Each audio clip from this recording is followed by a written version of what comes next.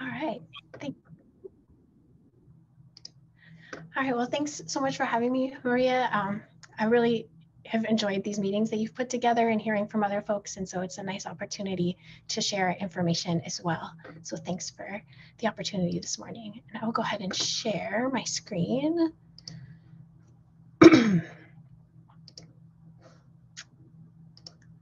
Okay, is that working for everyone? Yes, yes. Okay. So today I'm going to give two examples of some work that we're doing in our region to use size-based approaches for fishery applications. And one's going to be sort of a near-term example looking at the 1 to 4 year time frame. And then the second example will be more of a climate scale time frame. And before we get started on those examples, I'll give you a quick introduction to the region where I work and the fishery that this work supports, just so we're all starting from the same place. So most of the work that I do is centered in the central North Pacific Ocean, and it's in support of our region's longline fishery for big-eye tuna. And this is a fishery, excuse me, that operates on the high seas across this whole footprint that you're seeing here. So they fish outside of our EEZ in the United States, as well as outside the EEZ of other nations. It's a very high seas fishery, and they fish all the way to the date line to the west. And then they bump right up against the edge of the EEZ off the coast of California. So we have a really large footprint that we're trying to understand. And we also have virtually no fishery independent information to support this research. Pretty much all of the information we have about the fish that are being caught comes from the fishery itself. And when we are fortunate enough to have some research cruises, we only get maybe a couple weeks every few years, and we can really only survey a couple dots in that big blue footprint that you're looking at there. And the more trophic levels and the broader size range that we want to survey, the fewer dots that we can put on the map. So we're really limited in the information that we have to do food web research in this region, but there are two exceptions, and they're at the opposite ends of the food web. And so I think it creates an opportunity that's really prime for size-based approaches. And so at the base of the food web, we have really great satellite coverage. Like I said, this is a high seas fishery, so we're away from land.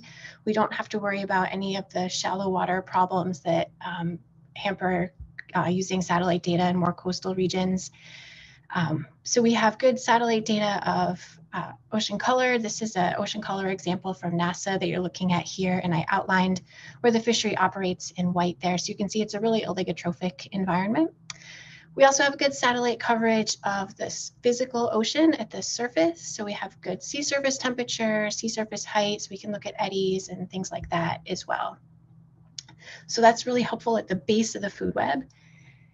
And then at the top of the food web, we have good information from the fishery itself. And so we get from the vessels that are fishing, all of the vessel masters keep logbooks that record all of the effort they set, when they set it, where they set it, as well as all of the commercially valuable catch. And then we have federal observers on a portion of those trips, and they record all of that information, as well as all of the non-commercial catch as well. And then they also measure every third fish that's caught. So we get size information at the top of the food web too, which is really great from this size-based perspective. And what you're looking at here is just the species composition of the big-eye tuna fishery catch that's averaged over about the past decade or so. So a really high trophic level catch composition. So I'll give you a quick introduction to this fishery, and then we'll jump into the two examples that I mentioned. So when we think of the Hawaii-based fishery for big-eye tuna, this is a limited entry fishery. You have to have a permit to participate. And in 2020, there were 146 vessels that participated, and they set a collective 60 million hooks over a footprint of more than 15 million square kilometers. And that's that blue blob that I showed you a couple slides ago. And when we think of this fishery, we tend to think of it as a high value, low volume fishery. So nearly all of the vessels sail from and return to the port of Honolulu. And if we rank Honolulu with other commercial fishing ports in the United States, and we look at the value of all the fish that come through those ports, Honolulu ranks quite high. We were 8th in the United States in 2020 with landings valued at $76 million. However, when we look at the volume of fish that come through Honolulu, so that's the total weight of all the landings, we rank much lower, only 25th with 25 million pounds in 2020. This is also a fishery that's really important for tuna in the United States. Nearly half of the US tuna landings come from this fishery. And it's also, again, sticking with that high value theme. These are really valuable tuna. About 60% of the US tuna landings revenue in 2019 came from this fishery. And when we think more about tuna, big eye tuna in particular are of outsized importance in this fishery. And we can highlight that by taking kind of a telescoping view of the catch. So if we think of all of the fish that the big eye tuna fishery catches, the numbers of fish, and whether they keep those fish on board or whether they throw them back in the ocean, only about 20% of those fish are big eye tuna. If we look at all of the fish that they keep and they bring back to land, that increases to 37% of all those fish. If we switch from looking at numbers of fish to looking at the weight of the landings, that proportion of big eye tuna increases even more, and 63% of the catch is now big eye tuna. And then again, thinking about the high value of these fish, 74% of the ex-vessel revenue from this fishery comes from just big eye tuna. And so part of the reason these fish are so valuable is this is a fresh fish fishery. These fish are not frozen at sea. They're sold at the auction. That's what you're looking at in the top picture there. These are big eye tuna that are laid out on the auction floor each day. The little piece that's cut out of the tail and laid on the body is so that the buyers can see the quality of the meat of each individual tuna and look at sort of the marbling and things like that. And then they're auctioned fish by fish, and that kind of, there's like this pod of buyers that moves down the auction floor. So this is fish that's going to be used for things like sushi and sashimi and the poke bowls that you're seeing there. So big eye tuna are really important to this fishery, but they also face an uncertain future.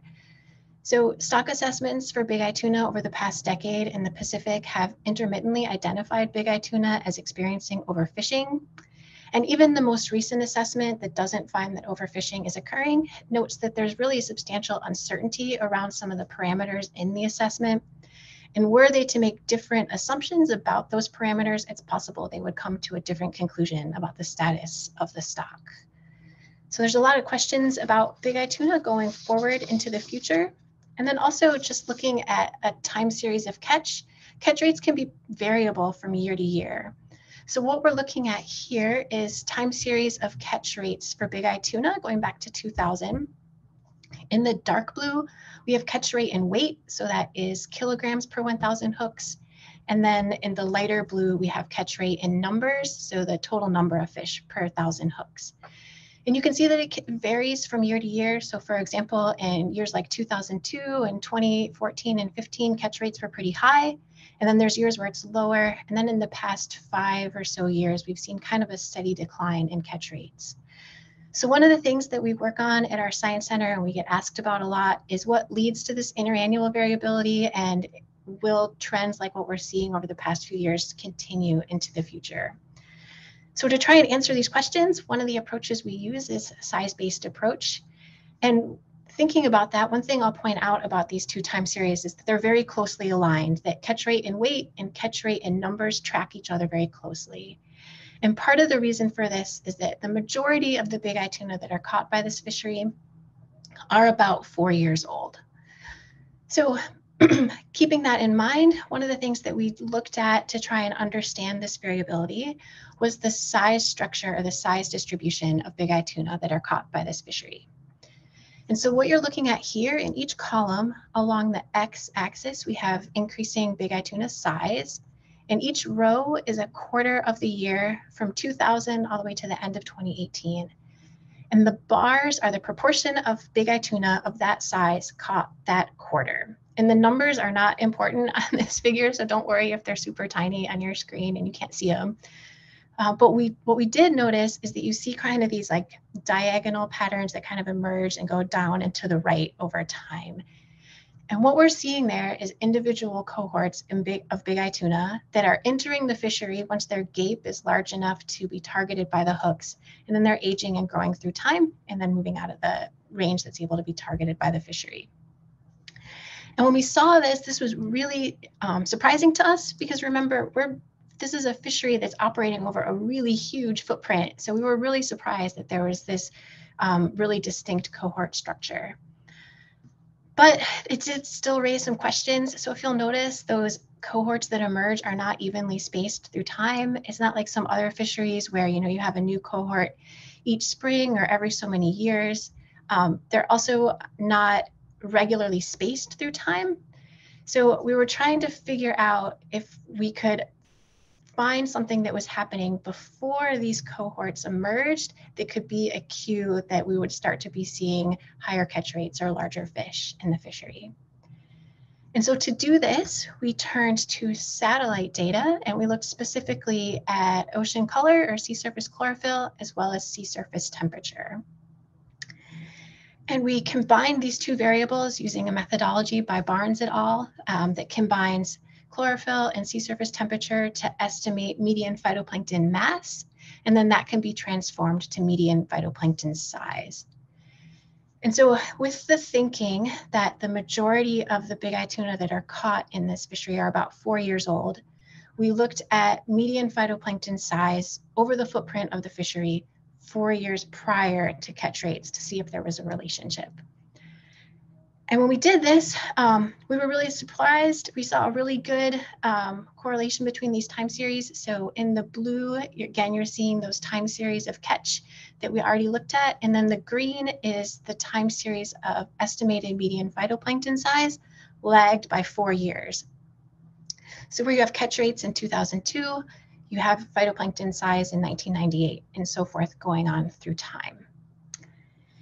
And so what we think is the mechanism that explains this is not that big eye tuna are eating phytoplankton, because they're not. They actually eat zooplankton. But what we think is happening is that when we have more large phytoplankton in the environment, using size-based theory, we would expect there to be more large zooplankton in the environment. And these larger zooplankton are better prey for those young big eye tuna, the larval and juvenile fish, when they're first foraging in the environment. And when fish have better prey, more of those young fish survive to reach adulthood and go on to be caught by the fishery in higher numbers and at larger sizes.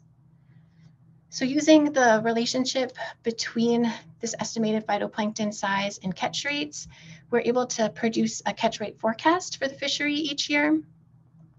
So what you're looking at here, the dashed line is our forecast. The shading about that dashed line is a 95% confidence interval.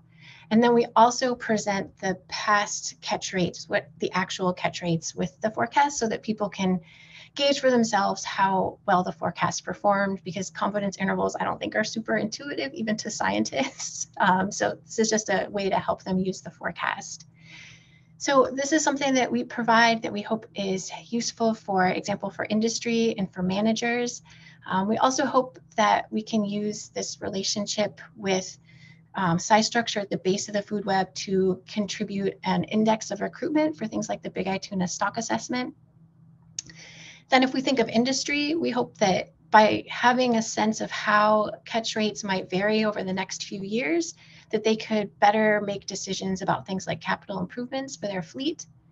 And then for fishery managers, the catch levels for big eye tuna are set on an annual basis. And so this could provide some context looking out into the future if we might be moving into a time period where we were expect there to be more or fewer or larger or smaller big eye tuna, that could put some further information into the decisions behind setting quota levels each year. So just to summarize this example, we were able to use size structure at the very base of the food web to help us overcome a big data gap in the middle of the food web to provide forecast information for the fishery in our region. And so the next example that I'm going to talk about builds on the same approach of taking what's happening in the plankton community and using that information to try to project what we would expect to see for fishery performance in the future. But we're going to do this at a climate scale instead. So looking at climate change, what you're looking at here is projected changes in the plankton community under an RCP 8.5 or a no mitigation climate scenario. And across the x-axis again, we have median size of the different size classes projected from different Earth system models, and each row there is an Earth system model. And then the shading that we're looking at is the projected percent change in plankton biomass density for phytoplankton in green and zooplankton in brown at the middle and the end of the 21st century. And what we can see across all of these models is that they all project greater declines in biomass density at the larger end of the plankton size spectrum. So this suggests that as climate change continues to unfold, we'll see plankton communities that are composed of smaller body-sized individuals. So sort of an overall smaller plankton community in terms of body mass as climate change unfolds. And at the same time, we know that the ocean is continuing to warm. So we're looking at here that same no mitigation scenario and that same suite of Earth system models. And this is the projected change in temperature on the upper 200 meters of the water column. And in the footprint where Hawaii's big eye tuna fishery operates, we see projected temperature increases of up to 2 degrees Celsius over the coming century. So this is something that can have a big impact across the food web. So to try and understand what these changes in the physical environment and in the plankton community might mean for the fishery going forward, we turned to food web modeling, and we specifically used the MISER platform, which is the multi-species size spectrum modeling in R platform. It is freely accessible. You can use it in R. You can access it through the website that's listed there, and there's links to look at the code and all of that. And then in order to pull in that Earth system model forcing, so the plankton community and the ocean temperatures, we developed the Thermizer extension of MISER, and that's also freely available through the link that's listed there. There's some examples to kind of talk you through using that extension. So I can give a quick overview of how MISER works for folks that might not be familiar with the platform. This is a size-based food web model. So you have size-structured fish communities that can either be built around functional groups or individual species. And we used a species-based approach in our example. But individuals encounter suitable prey, and that suitability is determined by size as well as by species if you have that resolution. Species encounter that prey, they assimilate the energy, that energy is partitioned, some goes to respiration, the remainder goes to maturation, and then it's further partitioned into growth, reproduction, and recruitment. And MISER also includes fishing mortality in the MISER model itself. And then how we pulled in that Earth system model forcing is we used the phytoplankton and the zooplankton biomass densities that were output by the Earth system model at each time step to determine the amount of suitable prey at each time step. So we use that to develop the background resource for folks that are familiar with MISER. And then we included temperature in two places. We used it to inform encounter rates via changes to aerobic scope, and then also respiration via the costs of metabolism. And we were able to incorporate 12 of the species that are targeted by or captured by our fishery. I grayed out the ones where there wasn't enough information in the literature, but we were really pleased that we were able to put all 12 of those species in there that you're seeing. So the scenario that we modeled is really focused on top predators and large-bodied fishes. So we connect from the plankton community up through those large fish. And then we also looked at a range of different fishing scenarios just to have sort of an envelope of possible futures. So we looked at scenarios where there's no change in fishing mortality, 2 scenarios where we would reduce fishing mortality, 1 to half its current levels, and then to 1/5 its current levels, and then just the reciprocal scenarios where fishing increases. So when we put this all together, I can give you some examples of what we're able to derive from the MISER model. So the first thing that we can look at is projected changes in big eye tuna yield, or the total weight of big eye tuna catch under climate change at different levels of fishing mortality. And what we see is that there's really no future scenario under a no mitigation climate scenario where yield increases for this fishery. So if you're thinking about the future of this fishery and what it might look like, I think this is important context to keep in mind when we're trying to anticipate sort of what capacity there could be for the fishery going forward. The other thing that I'll point out is the line for the change in yield for the no fishing or the no change in fishing mortality and the reduced to 1/2. So the no change is the black line and the reduced to 1/2 is the dark green line. They're very, very similar. They're almost on top of each other. And there's actually the least decline in yield for the scenario where fishing mortality is reduced to 1/2. And then since we're working with a model, we can also look at projected changes in biomass in the ocean itself, not just what's being caught by the fishery. And here we see a really different story. We actually see a couple scenarios where big eye tuna biomass is able to increase in the environment, even though yield itself isn't increasing. And so I think this is really encouraging that even under no mitigation scenarios, there are opportunities for resilience in the ecosystem depending on different choices that we could make. And then the last thing that I'll show you from the model is just looking at some size-based indicators, since we're talking about size spectra this morning.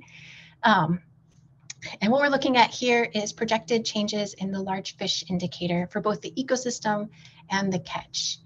So this is if we combine all of the 12 species that we're modeling, and then we look at the proportion of large fish. And for us, we consider anything 15 kilograms or larger to be a large fish.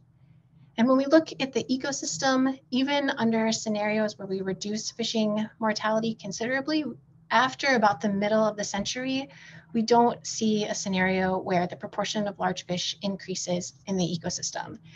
And this makes sense from a size-based perspective, because if at the very base of the food web, the community is being shifted towards smaller body sizes, it makes sense that that's going to propagate up to the largest body sizes as well. And we'd see sort of an overall reduction in body size. But when we look at changes in catch, we actually see that there are scenarios when we reduce fishing mortality where we can either maintain a constant proportion of large fish in the catch or even increase that proportion. And the size structure of catch is actually something that's important to fishers, because all else being equal at the auction, a larger fish is going to be more valuable than a smaller fish. So there are opportunities to present some of these size-based metrics to industry as well, which I think is a really exciting opportunity. So to wrap everything up, in the near term, we're able to use size spectra approaches to overcome data gaps in the middle of the food web. And we can make use of the great satellite coverage that we have in our region to relate conditions in the physical environment in the base of the food web up to forecasts for fishery performance over the near term. And then at the climate scale, we can use size spectra approaches to pair Earth system models, which usually stop at about the zooplankton community, and to pair that output with food web models that usually begin at about the same place or in the plankton community, and really connect that whole physical environment through up to the fishery itself.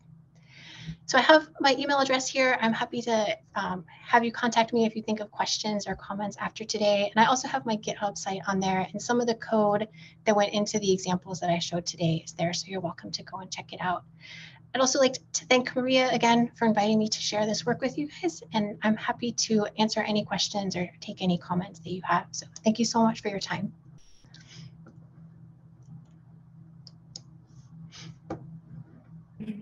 Thank you very much, Phoebe, for the excellent talk.